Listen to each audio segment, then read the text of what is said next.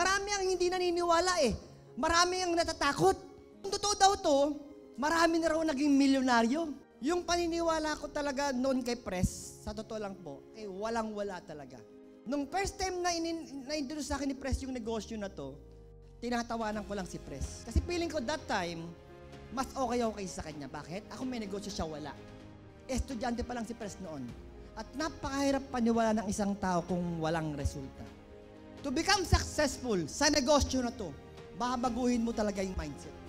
Siguradong sigurado. Paniwalaan mo yung sarili mo, paniwalaan mo yung negosyo ito, na magabagong buhay mo, sigurado magiging successful ka dito. Mindset ang sinasabi ko. Kapag na negosyo, normal lang naman na malugi ah. Tama? Sino ba yung mga nagnegosyo na isang ganun lang tumama kaagad? Meron ba? Hindi po namin na-expect na aabutin namin to. Nagsimula po kami dito no, wala talagang pera. Pero punong-puno kami ng idea. Kaya maraming mga tao, hindi makapagsimula unang hakbang sa pagnenegosyo kasi natatakot, nagdududa. Kaya hindi tumatama. Ano punto? Huwag matakot mag-fail.